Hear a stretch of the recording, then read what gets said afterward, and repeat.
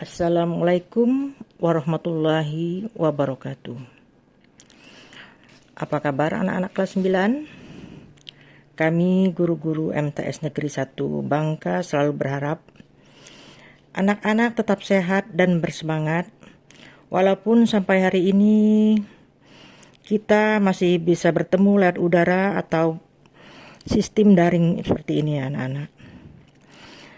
Sebelum Ibu lanjutkan materi, alangkah baiknya kalian berdoa terlebih dahulu.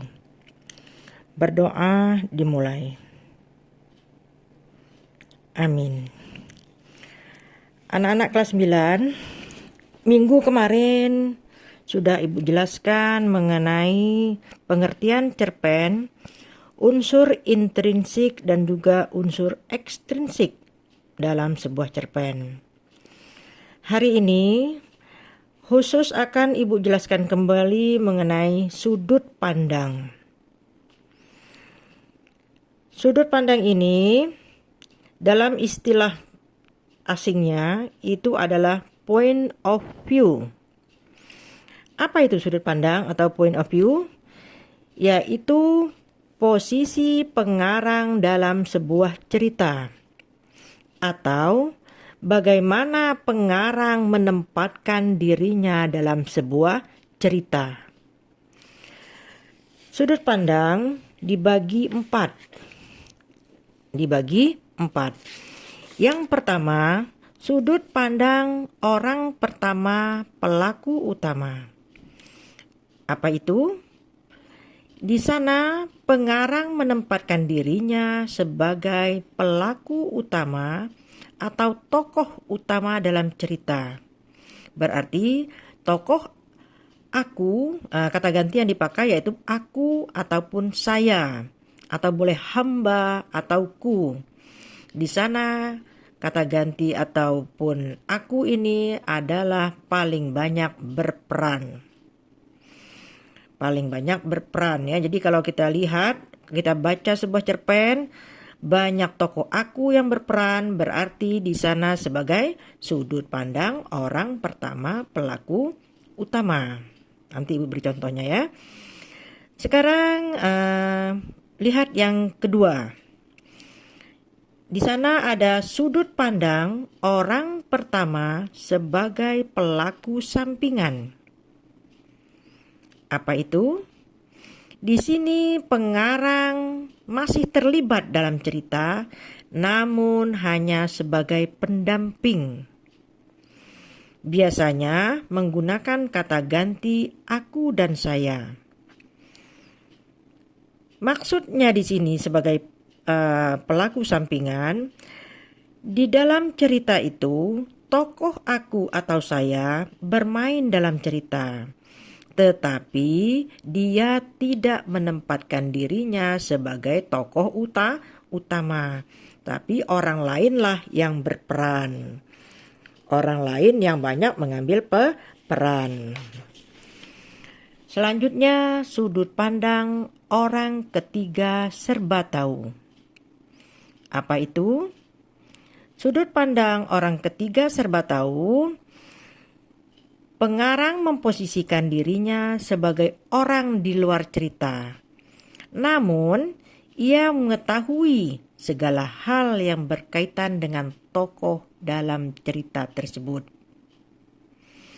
Biasanya kata ganti yang dipakai memakai kata dia, ia, atau nama tokoh. Jadi di sini aku tidak bermain ya. Jadi ada kata dia, ia, atau nama tokoh. Selanjutnya sudut pandang orang ketiga sebagai pengamat. Apa itu?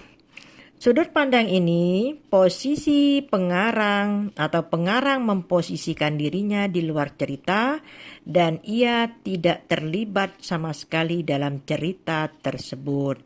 Jadi dia hanya mengisahkan kisah seorang tokoh. Biasanya ini seperti pada biografi ya, atau misalnya pada cerita tentang Insinyur Soekarno ataupun biografi dari cerita Bung Hatta dan sebagainya.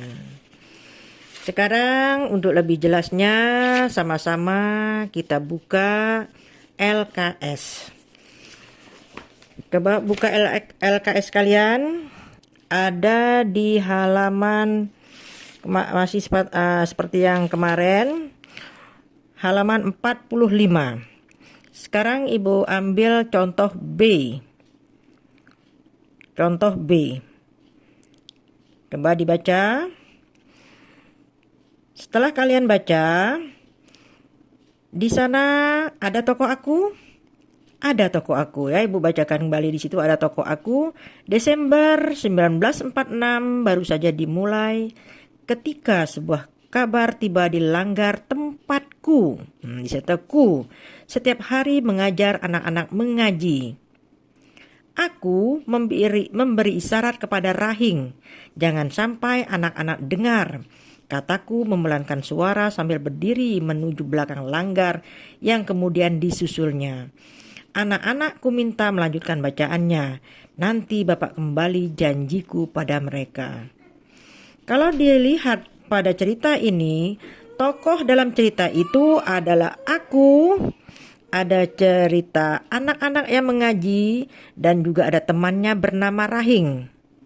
Di situ tokoh-tokohnya.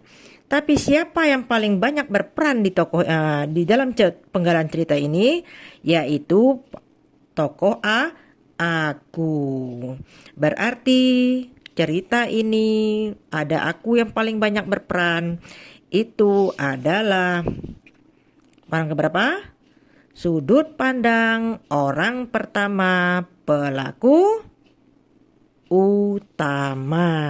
Iya, benar. Sekarang yang kedua. Coba lihat di sana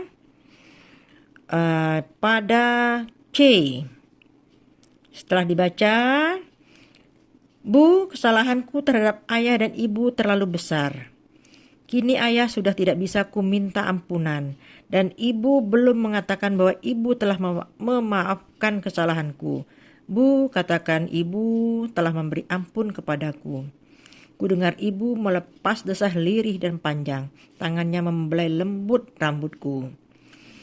Di sini ada tokoh ibu dan juga aku dan juga ayah. Ayah ini hanya tokoh yang diceritakan. Jadi yang berperan langsung adalah aku dan ibu.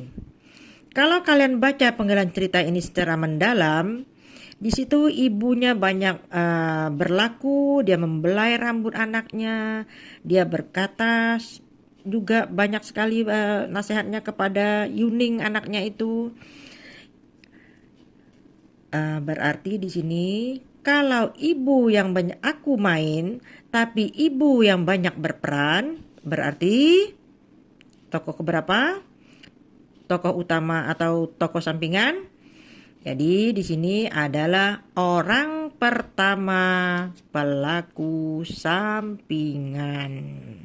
Karena ibu yang banyak berperan, dia menenangkan hati anaknya, yaitu aku yang bernama Yuning, supaya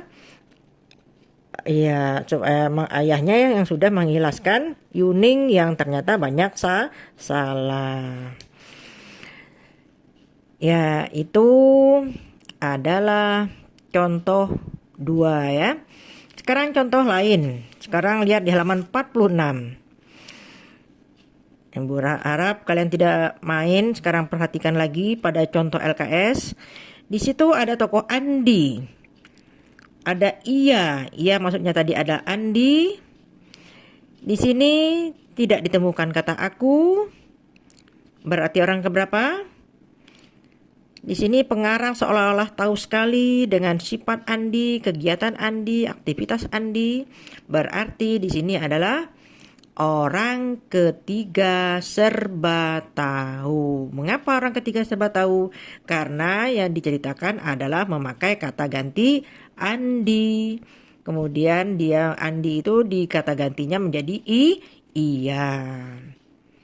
Jelas anak-anak? Bu harap jelas. Untuk latihan selanjutnya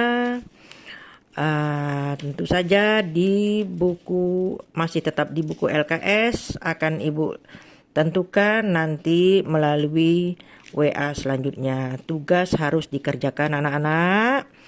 Minggu kemarin masih banyak sekali yang belum mengerjakan tugas, dan terpaksa kami guru-guru harus memanggil orang tua kalian bagi anak-anak yang sama sekali tidak mengindahkan tugas-tugas dari guru, karena tidak lama lagi kita akan ulangan UTS, kemudian nanti raport semester akan diisi, dari mana kami guru-guru mendapat nilai kalau kalian tidak pernah mengumpul tugas.